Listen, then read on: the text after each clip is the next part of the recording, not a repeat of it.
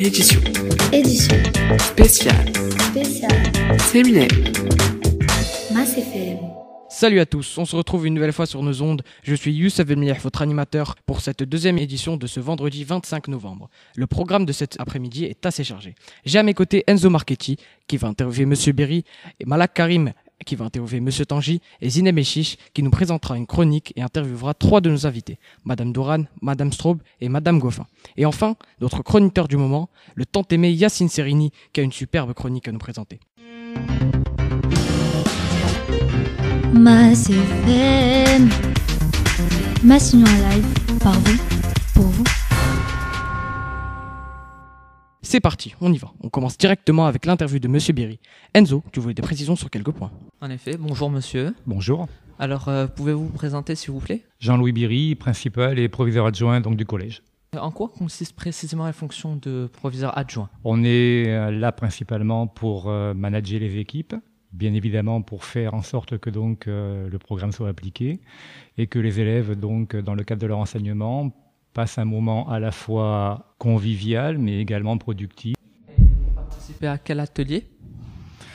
L'atelier citoyenneté. En quoi consiste-t-il cet atelier ? C'est peut-être le plus gros atelier, en tout cas le plus vaste, avec énormément de défis.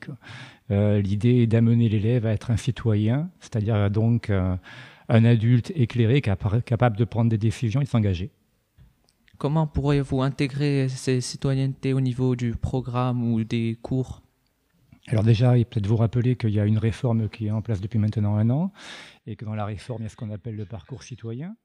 Donc, ça fait partie du programme avec des enseignements dits comme, alors pour vous et au niveau du lycée, on va dire donc enseignement disciplinaire avec tout ce qui concerne donc l'éducation civique et puis également donc tout ce qui concerne les médias. L'étude des médias. Et puis après, bien évidemment, des projets et puis des actions. Et au niveau du collège ou primaire ? J'interviens principalement au niveau du collège, mais le parcours citoyen, il commence de la maternelle à la terminale. Vous pouvez faire un lien entre le projet d'établissement et votre atelier qui est la citoyenneté ? Oui, bien entendu, je le disais déjà de fait, donc... On a quand même des enseignements qui sont partie intégrante de l'atelier, donc. Et puis après, il y a donc dans l'évaluation des élèves par compétences, il y a tout un socle qui s'appelle donc le socle donc citoyen. Donc les élèves dans le cadre de leur discipline sont évalués également par rapport à l'atelier, par rapport à la citoyenneté. D'accord. Merci beaucoup monsieur d'avoir voulu répondre à nos questions. Un plaisir. Merci Enzo pour cette interview de qualité et merci à monsieur le proviseur adjoint, monsieur Berry, d'y avoir pris part. Bonne journée. Malak, tu viens de nous rejoindre en compagnie de monsieur Tanji, parent d'élève et président de l'APM. Tu as des questions pour ce dernier. Bonjour monsieur. Bonjour. Présentez-vous et dites-nous en quoi consiste votre rôle. Donc, Tanji Azdine, je suis médecin de formation. Je suis président de l'association des parents. Je suis parent d'élève d'une fille maintenant en 3e. Et je suis aussi parent d'un élève qui était déjà ici à Massignon. Il est parti il y a 4 ans, donc qui fait droit à Paris. Voilà. Vous faites partie des ateliers, duquel faites-vous partie et quel est le thème de ce dernier ? C'était l'atelier numéro 7. C'était l'établissement, lieu de convivialité et d'épanouissement. Donc, tout ce qui concerne la relation parents, établissement, parents, enseignants, parents, administration. Quel a été votre rôle dans cet atelier ? J'étais avec Monsieur Le Morvan, on était modérateur. Donc, on était animateur de cet atelier qui a regroupé plus de 30 personnes. C'était très très bien, donc vraiment il y avait un feedback très important, des idées que je suis sûr qui vont servir un petit peu pour le développement de cette relation. Et quel est le but de cet atelier ? Qu'est-ce que cet atelier a pour objectif ? L'objectif essentiel, c'est comment développer la relation parents-administration, se servir des relations entre les parents pour l'épanouissement des relations, le rôle des parents, le rôle des enseignants, le rôle de l'administration, un petit peu pour le développement de la communication et le développement de la collaboration entre les trois parties, élèves, administration et parents. Voilà. Dans la réponse de ma deuxième question, vous avez parlé de bilan. Vous pouvez nous donner un exemple de bilan ? Le bilan, c'est-à-dire, d'abord, comment on s'est réparti? On avait des idées et on s'est réparti en 3 groupes et chaque groupe, il a travaillé sur on a fait le genre de workshop. Il a travaillé sur un thème. Par exemple, il y avait le thème sécurité, il y avait le thème relations parents-élèves et il y avait un 3e thème qui était un petit peu tout ce qui est établissement des lieux de convivialité. Donc voilà. Le bilan, c'est par exemple, moi, j'ai essayé d'animer un groupe, c'était le relation parents-établissement. Et là, on a travaillé entre enseignants, parents, gens d'administration, pour essayer de trouver quels sont les moyens à mettre en place pour développer cette relation, pour faire impliquer les parents, répondre aux besoins des enseignants et répondre aux besoins des parents. Et bien sûr, à travers ça, répondre aux besoins des élèves qui sont notre premier souci et c'est pour lesquels on est là. Et vous voulez améliorer la communication entre l'établissement et les parents? Il y a pas seulement la communication, c'est un tout. Donc voilà, il y a la communication, il y a l'accueil, il y a la convivialité, il y a les événements, tout ce qui est événements solennels et tout ça. Donc tout ça, comment, avec le développement bien sûr de Massignon sur Casablanca et avoir 3600 personnes, il y a plus de besoins qui apparaissent, il y a beaucoup de choses qui apparaissent et comment faire face à répondre à ces besoins, comment faire face pour impliquer plus de parents et quels sont les moyens pour impliquer les parents, les élèves et créer une synergie entre les parents, les élèves, l'administration et l'enseignement. Parce que on a besoin les uns des autres. Les parents, ils ont besoin de l'administration il a besoin des parents. Donc, et comment trouver un partenariat gagnant-gagnant pour développer cette relation. Et quelle est l'utilité qu'un parent d'élève fasse partie de ces ateliers et de ce projet d'établissement? C'est très important. Donc, déjà, je remercie l'administration de nous avoir impliqués en tant que parents. Donc, bien sûr, nous, on va venir par des idées vécues. Avec une expérience, par exemple, moi, de 17 ans au niveau de Massignon, il y a des vécus, il y a des points positifs, il y a des points négatifs. Et le but, c'est un petit peu comment n'avoir que des points positifs. Peut-être on aura 95% de positifs et 5% de négatifs. C'est très important. Mais notre rôle, c'est de faire transmettre le message et de transmettre le sentiment des parents. Qu'est-ce qu'ils, les parents, ils ont vécu? Qu'est-ce qu'ils veulent? Comment vivre? Comment ils veulent répondre à leurs besoins? Donc, c'est le rôle d'une association, le rôle d'un parent d'élève. Parlez des désirs des parents d'élèves, mais qu'est-ce que vous attendez, vous, de ce projet d'établissement? On attend beaucoup de choses. On attend d'abord l'épanouissement de nos enfants. On attend comment répondre aux besoins du futur, parce que normalement les besoins futurs des élèves ne sont plus les besoins de maintenant, donc les besoins de futur, et comment se préparer pour le futur de nos enfants. Et par exemple hier, donc dans la conférence de Monsieur Tosi, il y a eu beaucoup d'éléments qui ont été tirés. Place par exemple la création d'un truc humanité, tout ce qui est développement humanitaire, tout ce qui est développement de la culture générale, et on aimerait bien, en fonction de ces éléments et en fonction des résultats de ces réflexions, que l'administration, parents, élèves, enseignants et administration travaillent ensemble pour mettre en place les résultats et les bilans de ces réflexions. Beaucoup, Monsieur Tanji, à bientôt. Merci à vous et bon courage. Merci Malak pour tes questions très intéressantes et merci aussi à vous, Monsieur Tanji, pour vos réponses et votre participation. Merci. Et tout de suite, on enchaîne avec notre chroniqueuse Zineb Meshikalami. Zineb, tu me parais stressée pour ta première chronique.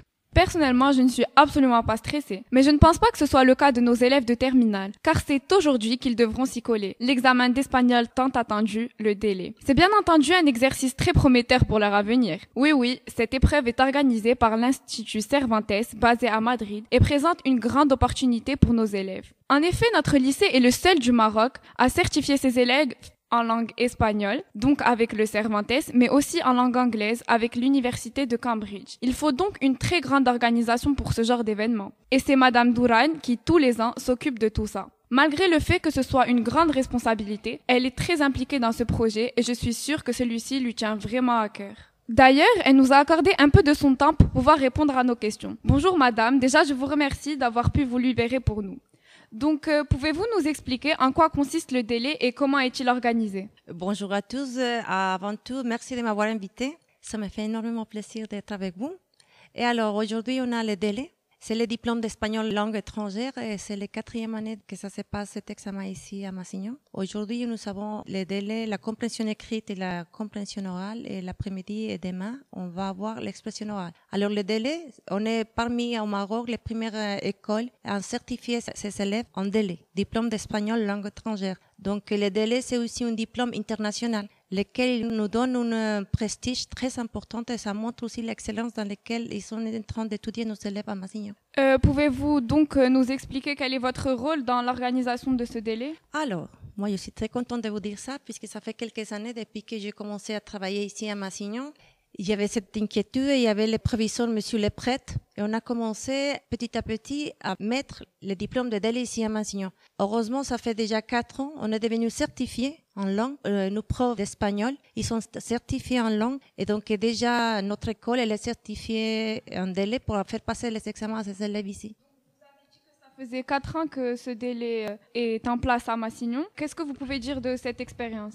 Alors, je suis très contente. Moi et mes collègues, toute l'équipe d'Espagnol, c'est nous qui organisons cet événement ici à l'école. On est très contente et très fiers de que petit à petit, nos élèves s'intéressent beaucoup déjà à la langue espagnole. Je suis très contente de ça. Et je suis très fière aussi de l'engagement de la part de nos élèves. Donc, c'est un projet qui vous tient particulièrement à cœur? Énormément. Qu'est-ce que ce projet représente clairement pour vous? Alors d'ailleurs, je suis mexicaine, c'est ma langue maternelle. Et m'avoir engagée dans ces projets-là, c'est de rendre un petit peu à ce pays qui m'a donné beaucoup, qui m'a donné le plus grand bonheur de ma vie. Il m'a donné d'abord mon mari, qui est marocain, et mes enfants. Donc personnellement, c'est pouvoir rendre un tout petit peu de cette joie que j'ai à mes élèves de Masignon. Merci beaucoup, madame, d'avoir pu répondre à nos questions. Et merci à vous de m'avoir invité et surtout merci pour avoir été engagé dans cette belle aventure dans le DELE. Merci pour tout, Zineb, surtout cette interview qui était pertinente et de qualité. Et merci à vous aussi, madame Duran, pour vos réponses pleines de vie et votre temps. Édition. Édition. Spéciale. Séminaire. Mass FM. Zineb, tu ne bouges pas du plateau. Madame Straub, mon ancienne prof d'anglais, vient de nous rejoindre à l'instant. C'est un plaisir de vous revoir. Zineb, tu peux y aller. Bonjour madame, c'est un honneur de vous avoir ici parmi nous. Donc pouvez-vous nous dire dans quel atelier vous participez durant ce séminaire? Oui, bien sûr. Alors j'étais dans l'atelier sur le positionnement des outils numériques par rapport à l'enseignement. En quoi consiste concrètement cet atelier? On a réfléchi d'une part à la posture de l'enseignant et de l'apprenant, donc comment est-ce qu'on se situait par rapport à ça, et on a travaillé sur la place du numérique dans l'école sous toutes ses formes. Quels sont les liens que vous pouvez faire avec ce sujet d'atelier et avec vos cours dans la vie de tous les jours? Alors, on est plusieurs enseignants à déjà utiliser le numérique dans nos cours, sous forme de vidéos, d'enregistrements audio, notamment en langue. Vous êtes bien placés pour le savoir. En tant qu'anciens élèves de mes cours, on essaie de l'appliquer au maximum, puisque vous êtes une génération qui est née dans le numérique, donc vous l'utilisez déjà dans votre vie privée énormément, et je trouve plutôt logique dans la société actuelle d'intégrer justement ces outils aussi d'une manière pédagogique et donc de diversifier un petit peu les pratiques par rapport à ça, parce qu'il y a encore énormément de choses à faire, il y a plein de solutions à trouver.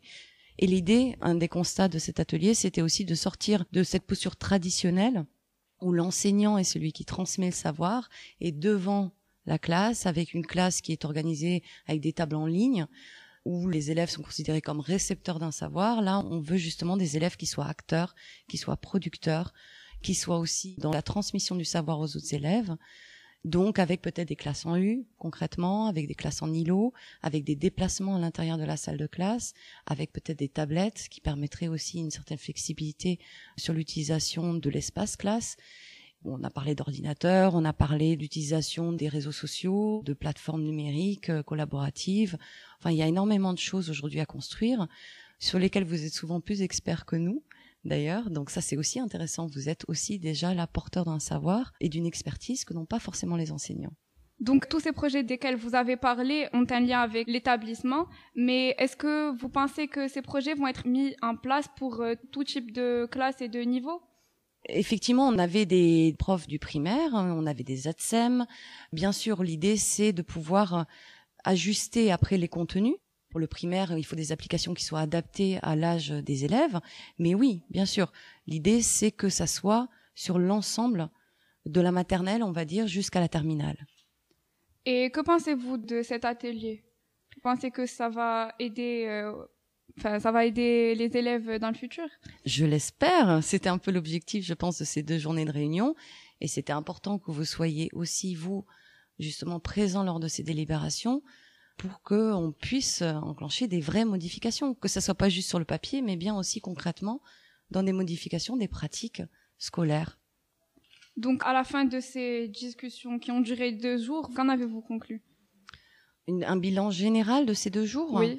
J'ai trouvé d'abord, d'une part, très intéressant qu'on puisse justement travailler, comme je viens de le dire, à la fois avec les élèves, avec les parents d'élèves, avec les enseignants du primaire qu'on a peu l'occasion de rencontrer, avec des collègues aussi qui, maintenant, avec le déménagement, on s'est peu vus en ce début d'année avec la réforme du collège et tout le travail qu'il y a eu à faire. On a peu eu de moments d'échange et de travail collectif, donc ça, c'était très positif. Un autre bilan, c'est que c'est intéressant de pouvoir être acteur aussi dans ce projet d'établissement et de pouvoir tous décider de à quoi va ressembler l'école de demain. Et que ça soit pas seulement décidé d'un point de vue gouvernemental ou institutionnel au niveau des rectorats, etc., mais que les acteurs des établissements puissent aussi décider ce à quoi ressemblerait le lieu dans lequel ils ont envie de travailler et de produire. Donc vous êtes assez satisfaite de ce projet et de ses résultats? Oui, je pense que c'était un bon bilan de manière générale. Merci beaucoup, madame. Merci à vous. Merci, madame. C'était super de vous avoir aujourd'hui. C'était un grand honneur. Et maintenant, pour casser le rythme des interviews et des chroniques, nous allons vous faire écouter en exclusivité le tout dernier rap de Nizar Ziadi.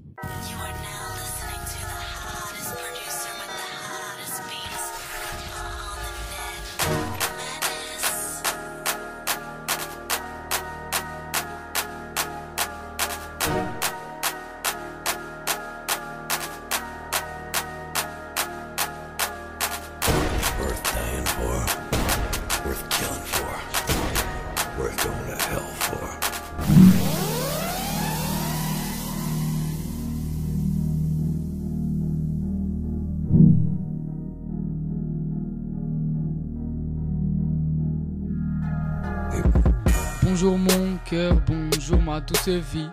Bonjour mon œil, bonjour ma chère amie.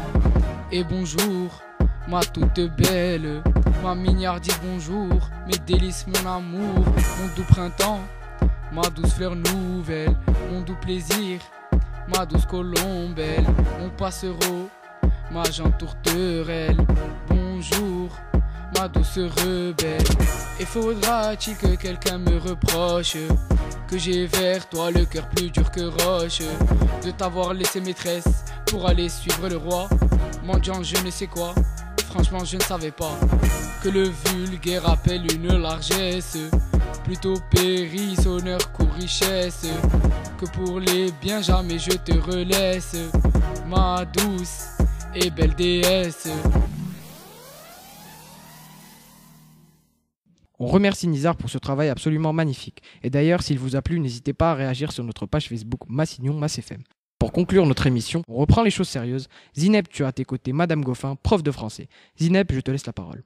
Donc bonjour Madame Goffin, merci Bonjour. d'être parmi nous. Vous pouvez nous dire dans quel atelier vous participez durant ce séminaire?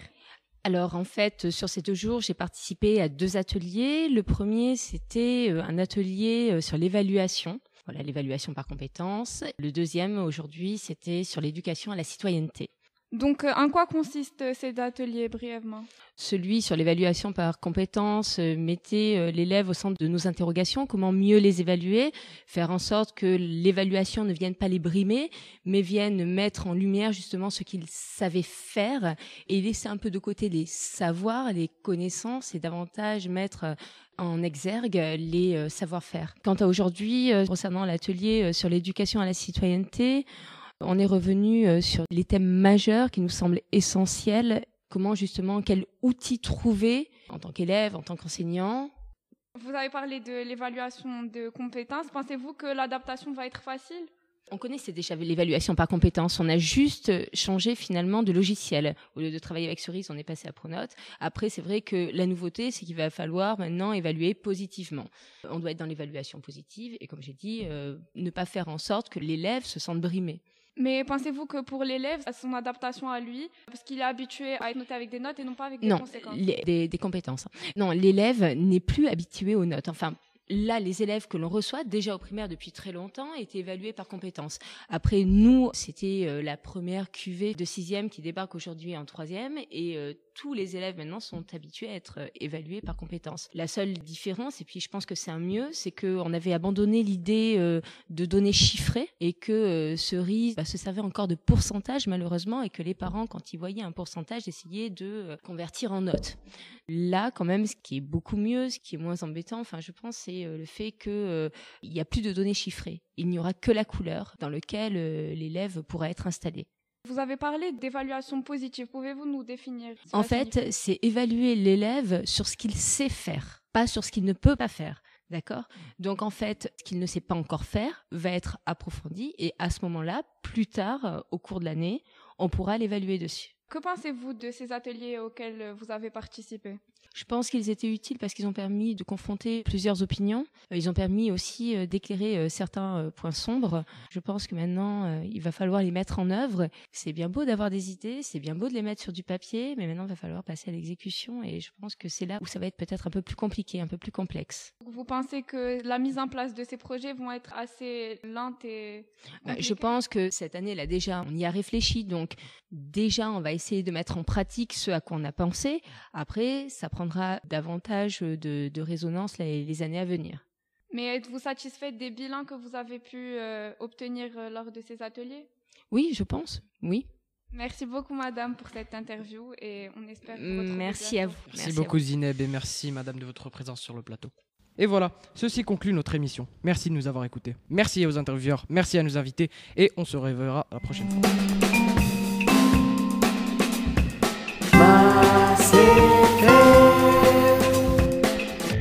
Édition Édition spéciale spéciale séminaire Mass FM.